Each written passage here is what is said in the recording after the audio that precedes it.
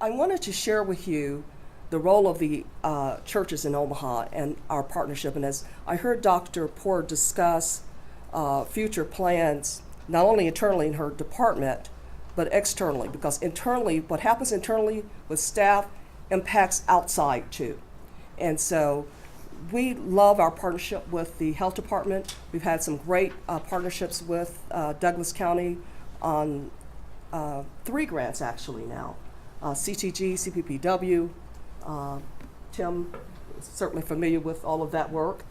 And my determination was not to let it die. The goal of the grant was to address cardiovascular disease, address health disparities associated with cardiovascular disease in the Omaha community and in Douglas County.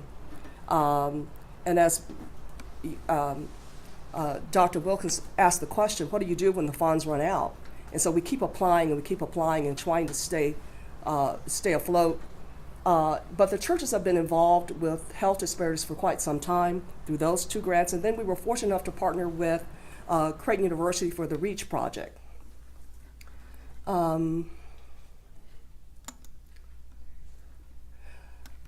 This is not unfamiliar information with any of you. We know that African Americans experience above average incidence of death and disability due to chronic diseases. Barriers persist in addressing health disparities.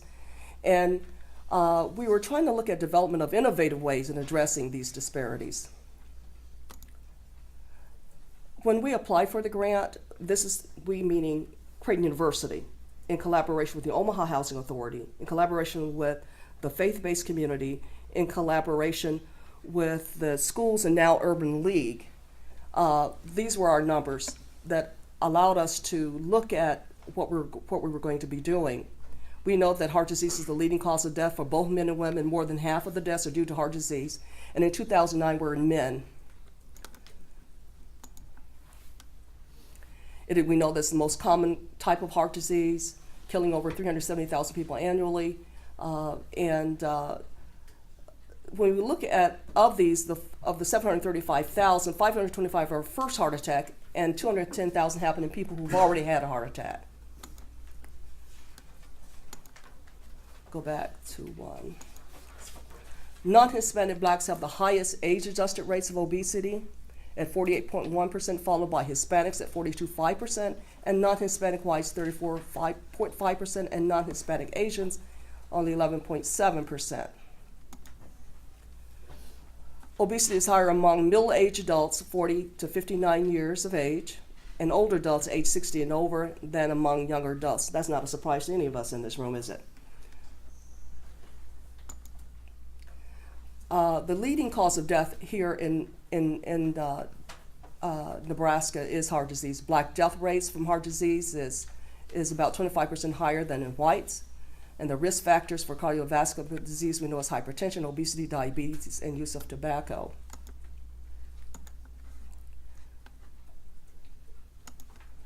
Okay, let's go down further.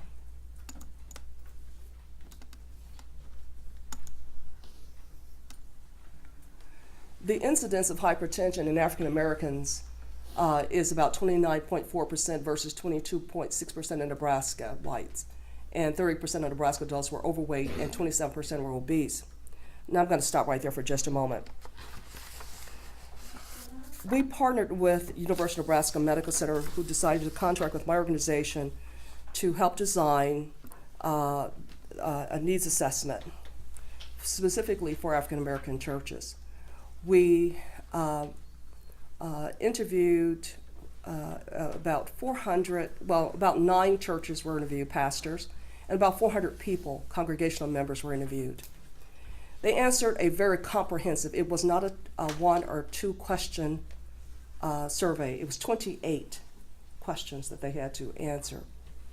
And my concern was when we talked about the issues of obesity, and you will see in the executive summary that the concern that UNMC, that we all looked at and said we have to pay particular attention because people aren't aware. When they think of obesity, they were looking at like my 600-pound life. When you look at the information that they completed versus the other information when we got the total numbers of weight and height, it was entirely different than their opinion of what obesity was. So we've got some education to do continuously. And I will say now, the churches are in better position now than ever before to address this issue. And because we see people, for the most part, on a weekly basis, just like schools. We see people, for the most part, on a weekly basis. And they've been involved in this initiative through our partnership with the Douglas County Health Department. And so we can say that the culture of the church has changed as a result of certain policies that we've implemented in those churches. Go down further. Our area is focused through the REACH, Racial Equity and Health Approaches to Community Health, that's what it stands for, promotional physical activities through the development of policies, changing the system and making the environment conducive in their PSC changes. Douglas County Health Department was very active in training our faith-based health ambassadors and other health ambassadors associated with the Omaha Housing Authority. Our partners again, Nebraska Center for Healthy Families, with the churches, the Omaha Housing Authority, Charles Drew, Douglas County Health Department, Collective for Youth, the after-school program, and at that initially when we started was the Creighton University School of Medicine health educators. Our approach was we would develop a community action plan, development of annual objectives, recruitment of 56 ambassadors over a 3-year period. That was our goal. We did meet that. Our goal was to train at least 12 churches and 2 per church faith-based health ambassadors, training of the ambassadors using the train-the-trainer method so that when funding ceases, then we'll still have the program going for the most part. There's still require more resources. We used the CDC developed guidelines for the assessment of existing policies. We implemented the new policies, and of course, to do the evaluation, we have not yet our evaluation has not yet been completed. Our goal is to increase the number of African Americans with improved access to physical activities at churches and public housing sites, middle schools, and at fairly qualified health centers. Increase the number of information messages to the public. That was our community action plan. Our faith-based program was to reduce health disparities in African Americans in chronic disease management through the promotion of the physical activity using the PSC methodology. The churches we had, of these churches were not just Baptist churches. It seems to be more prominent, but we do have other churches, large churches, Salem Baptist Church, which is our largest, and to some of the smaller churches, Church of God in Christ, Seventh-day Adventists. We recruited health ambassadors. And the one thing about when you recruit faith-based health ambassadors, CDC called me and said, Nacho said, of the churches that you recruited, how many said no of those that you attempted to recruit? I said, nobody. Because it's based upon the relationship that you have with the churches. And we've had relationships for years. And suffice it to say, I am the wife of a pastor. I'm not a demure minister's wife, however. I will say that to you. So we recruited 12 churches over a 3-year period. And our goal was to obviously promote physical activity and recreation in communities. We recruited and trained 2 ambassadors per church through the train-the-trainer method. We exceeded the goal by training an additional 7 health ambassadors. They developed policies in collaboration with the leadership of the church. The ambassadors trained the congregation members on selective physical activities, and the ambassadors were trained in the system of observing play and recreation in the community. These ambassadors now have been trained on how to collect data, how to measure the data, and the importance of the data in telling the story of addressing health disparities. Let me go back up one more.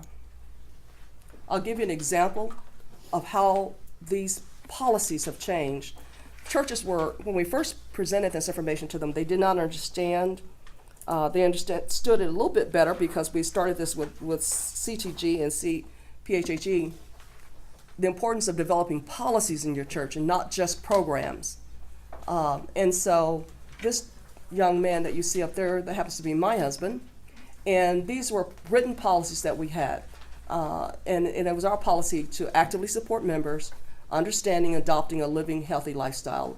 And so not only did we develop the policy, it was to implement the policies. We decided we would participate in surveys of our church regarding health and wellness conditions and practices within our congregation, incorporate healthy messages into our church's communications, such as the weekly bulletins, newsletter, website, videos. No more dropping off flyers to the churches. It doesn't work. You have to have an actual plan. Each church has a health ministry. And part of that health ministry is to not only address cardiovascular disease. Some churches are asking for other things, such as how do we help with the infant mortality problem? How do we help with STD reduction? How do we help? How can we be of service? Which means it could be, and yes, Chris Rogers looked at me just a minute. Yes, we are interested in addressing STD. And there's a role for the church in doing that. And there's a role to address, as we look at opiates and other matters. Some of the churches have been doing that for quite some time. But we've not gotten the recognition nor the funding for it. The other activities for congregation, we want to promote physical activity of all ages, including our senior housing and area residents. A lot of the churches have senior housing associated with it. So it's just getting beyond the churches, out our surrounding community. And then making structural changes, including providing friendly stairways and encouraging their use. We have churches now who have done a great job in promoting stairwell use, even though they have elevators. Trying to get people walking trails, walking around the parking lots, walking up and down their stairs internally, walking in their fellowship hall. People like to exercise where it's safe. Some people just feel comfortable doing it at their church. Okay. Examples of the environment change at our church and most of the other church, we wanted to develop a sustainable form of health ministry, develop partnerships with community organizations, participate in health surveys, promote active transportation such as biking. I think Salem Baptist Church has a black women who bike, and because we put bicycle racks at the various churches. I did not agree with that initially, because I think there's no way I'm going to be biking to church with my white suit and a white hat on. But you know what it is that we have a lot of kids who like to play basketball at the churches. And so they want a safe place to park their bikes. So it's a good opportunity to promote physical activity with them. Mainly is to increase the congregational awareness of chronic disease. We have weekly on-site Faithfully Fit exercise classes. We do that in collaboration with our existing, whether it's Bible study or Sunday school. We try to incorporate all of that with existing programs. We have prompts and signage posted near our stairways throughout the church, provide and maintain bike racks. Mileage signs are posted to promote internal and external walking.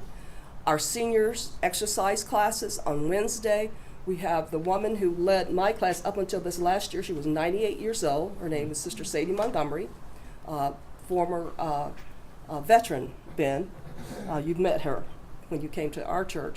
Physical activity messaging in church bulletins on social sites. You have that.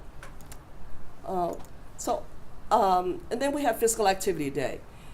We know this is more promotion. You've all were a part. Douglas County was a part. Physical Activity Day. We shut down part of 24th Street and got everybody out exercising. The pastors participated in a program there to a competitive event. Really, it's the pastors to set the lead, to set the example, to walk the talk, if you will. So, of the 300, don't have our final statistics yet, but through an independent area, we surveyed 369 REACH participants, and the summary of the results of the statistics are these. 77.6 were African Americans. Bottom line, let me get to that really quick because I know we're on a time crunch here. 83.12% of the participants indicated that they performed strength and stretch physical activity, and this exceeds the CDC requirements. That's what we wanted to see. We wanted to see some improvement.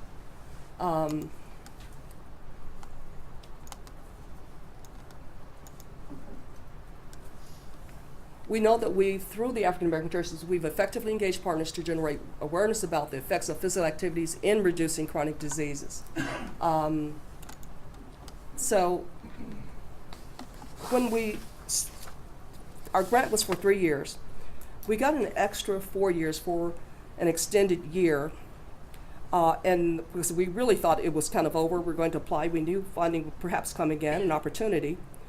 Creighton University applied for a REACH 2 grant, did not receive the funds, but there is a grant that did go to Lincoln. We're very concerned about that effort, concerned about what's going to happen with all these faith-based organizations, the Housing Authority and all the others who implemented these programs. What happens now? As a result of their implementation plans, the first thing I ask is that the churches would put some funding in their own budgets to keep the thing going. But I ask you as a way to partner, if you can see the results of the survey from University of Nebraska Medical Center, how do we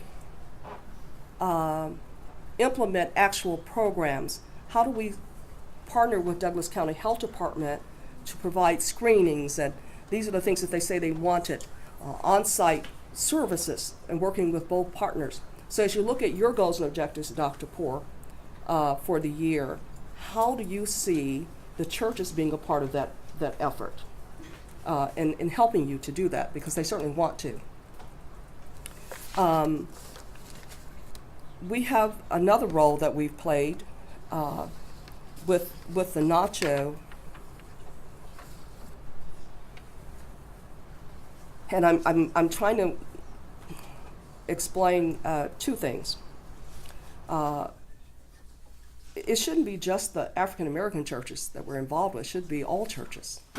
And so how do we do that? We do have churches who are very interested, who want to work. This is not a really new initiative. CHI has had this going, but have not been able to get into the communities like we have. So there's a role to play for the churches. As not only that is, as a national organization, New York State Baptist, we're the largest African American organization in the state of Nebraska. And the president of our New York State Baptist, and I chair the health ministry there, they've indicated that they want all of our churches to establish health ministries so that we can address the disparities associated with cardiovascular disease, infant mortality, STDs. And so, and every time I speak to the STD issue, I'm surprised because we know that it's real and that we have a role in that. And so that role means partnering through funding as well as in just your general collaboration.